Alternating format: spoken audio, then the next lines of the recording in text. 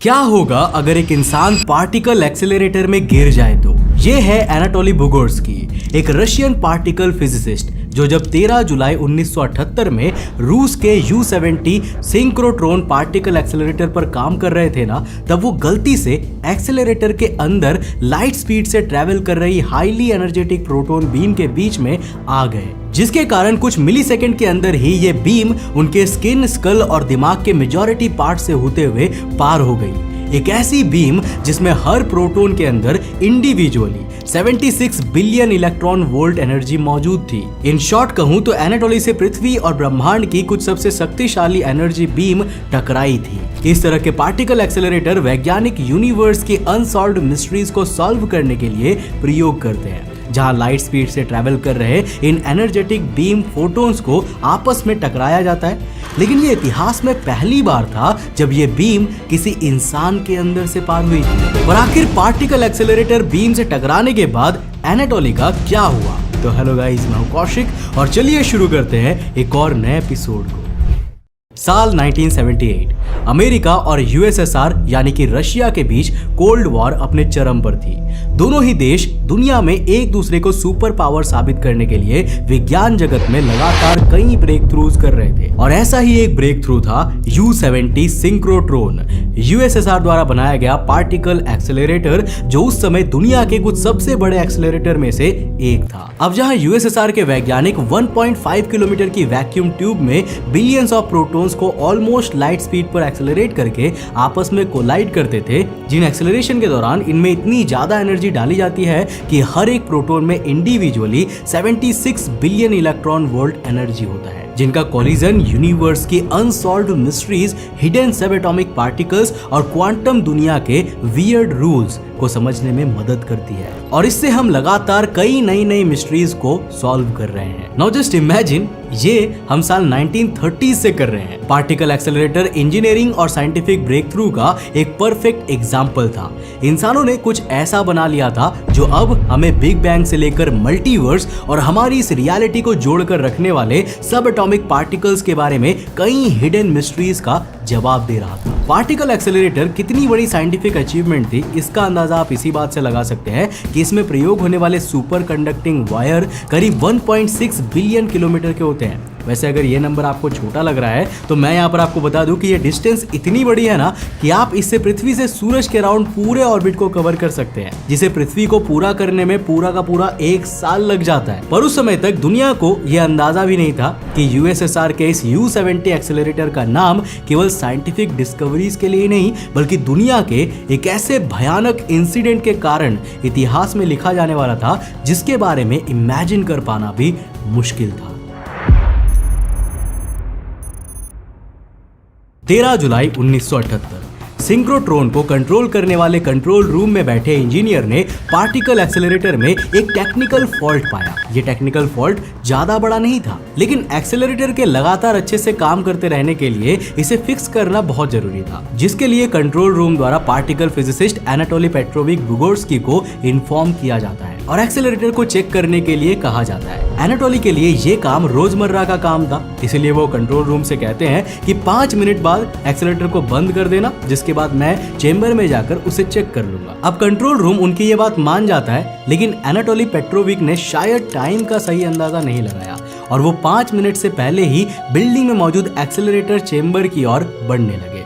वो इस बात से अनजान थे कि अभी भी इंसानों द्वारा बनाई गई ये शक्तिशाली मशीन ऑन ही है और लगातार ट्रिलियंस ऑफ पार्टिकल्स अपनी फास्टेस्ट यूनिवर्सल स्पीड पर इसके अंदर से गुजर रहे हैं। अब एनाटोली के इस तरह बेफिक्र होने के भी कई कारण थे, जिसमें से सबसे पहला कारण था कि एक्सेलरेटर एक क्लोज चेंबर में मौजूद था, जहां पर जाने का केवल एक ही दरवाजा था, जो एक ऑटोमेटिक लॉक था, और एक्सेलरेटर के ऑन रहने पर ना वो ऑटोमेटिकली लॉक्ड रहता था, ताकि कोई भी गलती से एक्सेलरेटर के चेंबर में एंटर ना कर सके। इसके अलावा यहाँ पर दूसरी सेफ्टी थी चेंबर के बाहर लगा हुआ एक लाइट बल्ब, जो कि बिल्कुल पुरानी फिल्मों में दिखाए जाने वाले ऑपरेशन थिएटर के लाइट बल्ब की तरह ही था, जो तब तक चलता रहता था जब तक एक्सेलरेटर ऑन है। इन शॉर्ट कहा जाए तो ये एक्सेलरेटर देखने में काफी सेफ लग रहा था, पर शायद यूएसएसआर की खराब इकोनॉमिक हालत के चलते इन सेफ्टी उपकरणों को अच्छे से मेंटेन नहीं किया गया।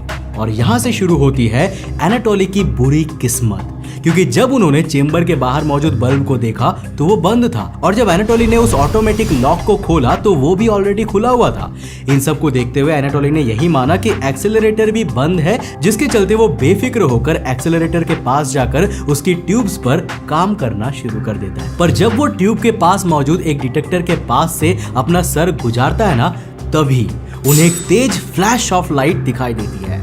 एनाटोली के बयान के मुताबिक ये फ्लैश ऑफ लाइट हजारों सूरज जितनी चमकदार थी। अब इससे पहले कि एनाटोली कुछ समझ पाते, ट्रिलियंस ऑफ प्रोटॉन्स वाली एनर्जी बीम 300 मिलियन मीटर पर सेकंड की स्पीड से कुछ मिली सेकंड में ही उनके चेहरे से होते हुए सर से पार हो गए।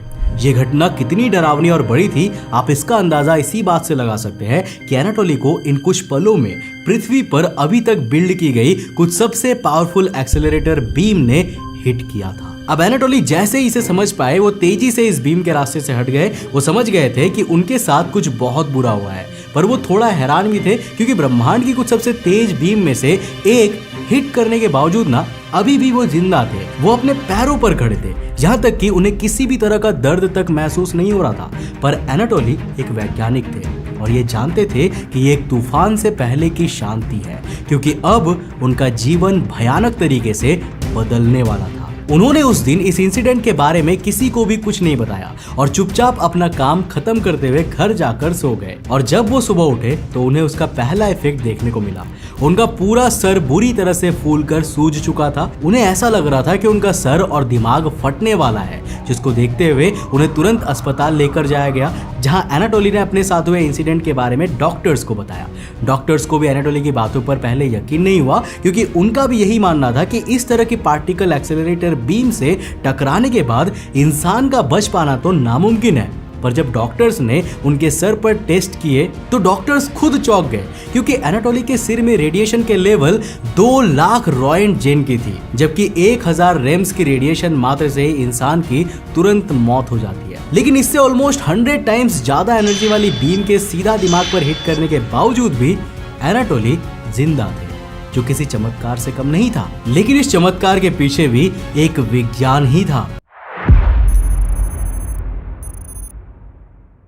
इसका जवाब था ब्रैग पीक, एक फिनोमेना जो सब एटॉमिक पार्टिकल्स में देखा जाता है। तो देखो, पार्टिकल एक्सेलरेटर में मौजूद प्रोटॉन्स जो 70 billion electron volt energy carry कर रहे हैं ना, उनके अंदर मौजूद ये एनर्जी काइनेटिक एनर्जी की फॉर्म में होती है, जिसके चलते वो एक्सेलरेटर की वैक्यूम ट्यूब में ऑलमोस्ट लाइट स्पीड पर ट्रैवल करते हैं। इन पार्टिकल की एनर्जी का मेन पार्ट तब रिलीज होता है जब ये पार्टिकल किसी चीज से टकराते हैं, क्योंकि ये टक्कर इन पार्टिकल्स को रखकर अपनी सारी एनर्जी डंप करने पर मजबूर करती है। अब देखो, एक्सेलरेटर यूजुअली वैक्यूम में प्रोटॉन्स को ऑलमोस्ट लाइट स्पीड पर एक्सेलरेट कर पाते हैं, पर जब इनके बीच कोई मीडियम आ जाए, फॉर एग्जांपल हवा, तो वो मीडियम इनकी स्पीड को स्लो करने लग जाता है। और scientific theories and even particle physics ये प्रूव कर चुका है कि सब एटॉमिक पार्टिकल्स अपनी एनर्जी और ट्रैवल कर रहे मीडियम के मुताबिक अपनी एनर्जी को धीरे धीरे एनवायरनमेंट में डंप करके इवेंचुअली एक टाइम के बाद रुक जाते हैं, और रुकते वक्त अपनी एनर्जी का मेजर पार्ट एक साथ एनवायरनमेंट में रिलीज करते हैं। और दोस्तों, जिस पॉइंट पर वे अपनी एनर्जी का मेजर पार्ट रिलीज करते हैं ना,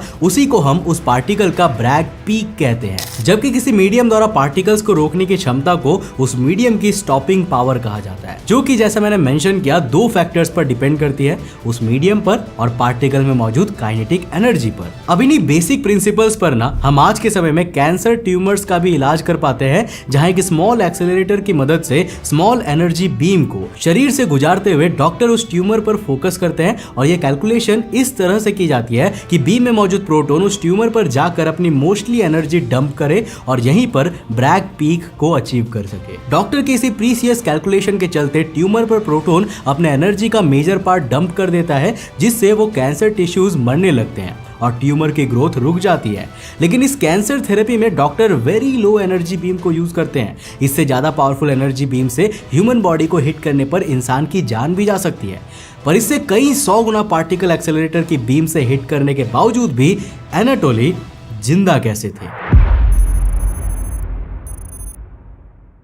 तो यहाँ पर एनाटोली के जिस पार्टिकल एक्सेलरेटर ने यह हालत की थी उसी ने उसकी जान भी बचाई थी, क्योंकि जैसा कि मैंने अभी आपको ब्रैग पीक फेनोमेना और किसी मीडियम के स्टॉपिंग पावर को समझाया कि पार्टिकल्स किसी मीडियम में अपनी एनर्जी धीरे धीरे डंप करते हुए अपनी पूरी एनर्जी तभी रिलीज करते हैं जब वो मीडियम उन्हें रोकने में कैपेबल हो, यानी उस मीडियम के इन एनर्जेटिक पार्टिकल्स को रोकने के लिए इनफ स्टॉपिंग पावर हो। और अगर ऐसा होता है तभी पार्टिकल ब्रैग पीक को टच करते हैं और अपनी सारी एनर्जी को एक साथ रिलीज करके रुक जाते हैं। पर जैसा कि मैंने आपको वीडियो के शुरुआत में ही मेंशन किया था कि ये पार्टिकल एक्सेलरेटर दुनिया के कुछ सबसे शक्तिशाली पार्टिकल एक्सेलरेटर में से एक था, जहां प्रोटॉन बीम में मौजूद हर एक proton 76 billion electron volt energy carry कर रहा था। और ये पार्टिकल की एनर्जी इतनी ज्यादा थी ना कि इसे बिना किसी स्पेशल मीडियम से रोकना और ब्रैग पीक को अचीव करना ऑलमोस्ट इम्पॉसिबल था। और यही उस दिन हुआ भी, क्योंकि एनाटोली का केवल कुछ सेंटीमीटर का सर इतना केपेबल नहीं था कि वो उन प्रोटॉन को रोक सके और अपने अंदर ही ब्रैग पीक तक पहुंचने दे। क्योंकि अगर ऐसा हुआ होता ना तो एनाटोली के सिर के अंदर ही इतनी ज्यादा एनर्जी रिलीज होती कि लिटरली वहां एक बड़ा सा एक्सप्लोजन तक हो सकता था। यानी इस सिचुएशन में तो एनाटोली का सर बच पाना ऑलमोस्ट इम्पॉसिबल था। पर देखो ऐसा हुआ नहीं और ऑलमोस्ट लाइट स्पीड से ट्रैवल कर रहे ये ट्रिलियन ऑफ प्रोटॉन कुछ मिली सेकेंड में उसके सर से होते हुए बाहर निकल गए, जिसके चलते एनाटोली की जान तो नहीं गई, लेकिन यहाँ हम एक पार्टिकल एक्सेलरेटर बीम की बात कर रहे हैं जिसने एनाटोली की जान भले ही ना ली हो, लेकिन फिर भी इससे इतनी इनफ एनर्जी एनाटोली के दिमाग में रिलीज हुई थी कि उसके दिमाग के कई पार्ट रेडिएशन से डैमेज हो गए थे। उनका पूरा चेहरा इतना ज्यादा सूज चुका था कि उन्हें पहचान पाना भी नामुमकिन था। उनका इलाज कर रहे डॉक्टर्स और वैज्ञानिकों की टीम को लग ही नहीं रहा था कि उनकी जान अब बचाई जा सकती है। ऑल्सो एक्सेलरेटर में हुए इस इंसिडेंट के बारे में जब दुनिया में सुर्खियां बनने लगी ना, तब यूएसएसआर ने इस बात पर ध्यान दिया और एनाटोली के इलाज के लिए कई स्पेशल डॉक्टर एंड साइंटिस्ट को भेजा गया। अब इस तरह का एक्सीडेंट पहली बार ह्यूमन हिस्ट्री में हुआ था, इसीलिए इसका कोई इलाज तो था नहीं, पर कई सीक्रेट साइंटिफिक एक्सपेरिमेंट्स और इलाज के चलते फाइनली किसी तरह उनकी जान बचा ली गई। लेकिन आज भी ये इलाज क्लासिफाइड है और इसकी जानकारी कहीं भी अवेलेबल नहीं है और कोई नहीं जानता कि यूएसएसआर के डॉक्टर और वैज्ञानिकों ने पार्टिकल एक्सेलरेटर जैसी हाईली एनर्जेटिक बीम के हिट करने पर भी एनाटोली को कैसे बचा लिया। अब जो चेरनोबिल के एक्सीडेंट से इफेक्ट हुए हैं, पर एनाटोली का मामला चेरनोबिल से अलग था, जिसके कारण उनका एक्सीडेंट चेरनोबिल के किसी भी मरीज से बड़ा बेशक हो, लेकिन इसके बावजूद भी उन्हें सरकार द्वारा ली जाने वाली इलाज की लिस्ट से हटा दिया गया और अब एनाटोली अपने इलाज और सर्वाइवल के लिए अपने खुद पर ही निर्भर थे। उनका इलाज काफी समय तक रुक गया। बाद में उनकी परेशानी को समझते हुए उनके दोस्तों और कई मेडिकल कॉलेज ने फंड करके उनकी मदद करने की कोशिश की, लेकिन ये सब भी इनफ नहीं था। एनाटोली इन सब से एक बार को इतना परेशान हो गए कि उन्होंने एक मीडिया रिपोर्टर को इंटरव्यू देते हुए साफ साफ कहा कि मैं अपनी बॉडी को यूरोप के डॉक्टर के लिए स्टडी के लिए प्रोवाइड करना चाहता हूं, जिसके बदले में मुझे केवल मेरा इलाज चाहिए। पर उन्होंने ये बात भी साफ किया कि उनके पास अपने देश को छोड़कर किसी और देश में ट्रैवल करने तक के पैसे भी नहीं है। लेकिन इस सब के बावजूद ना तो उनकी मदद किसी यूरोपियन कंट्रीज के साइंटिस्ट ने की और ना ही उनके अपने देश ने। लेकिन एक अमेजिंग बात बताऊं आपको, आज भी एनाटोली जिंदा है। उनकी उम्र 82 ईयर्स है। आज भी उनके चेहरे का आधा हिस्सा पैरालाइज्ड है, जो दुनिया और उन्हें उनके साथ हुए इस भयानक इंसिडेंट की याद दिलाता है। तो दोस्तों, आई होप कि आपको आज के इस वीडियो से कुछ नया जरूर सीखने को मिला होगा और आपको एनाटोली की ये दर्दनाक कहानी थोड़ी बहुत ही सही पर मोटिवेशन तो जरूर दी होगी। वैसे दोस्तों, आप मुझे कमेंट सेक्शन में बताओ कि इंडिया के पास कितने पार्टिकल एक्सेलरेटर्स है। कमेंट सेक्शन खुला है, अपने अपने जवाब जरूर देना। दोस्तों, अगर आपको ये वीडियो पसंद आया तो इस वीडियो को लाइक करने के साथ साथ अपने दोस्तों के साथ जरूर शेयर करना। अगर आप नए चैनल पे तो चैनल को सब्सक्राइब करने के साथ साथ नोटिफिकेशन बेल को ऑन कर देना। अब अगर आपको ये वीडियो पसंद आया ना तो मैं आपको रेकमेंड करूंगा कि आप अगली वीडियो इसे जाकर जरूर देखना, जिसमें हमने बात किया है जापान में हुए एक न्यूक्लियर डिजास्टर के बारे में, जिसमें एक आदमी था जिसे इतिहास का सबसे ज्यादा रेडियो एक्टिव मैन कहा जाता है। इस रेडिएशन के चलते इस आदमी का जीवन इतना ज्यादा खराब हो गया था कि आप इमेजिन नहीं कर सकते कि वो कैसे जिया था। यहाँ पर टैप करके जाकर देखो, बहुत ही इंटरेस्टिंग वीडियो है। मैं मिलता हूँ आपको नेक्स्ट एपिसोड के साथ, तब तक के लिए बाय, जय हिंद।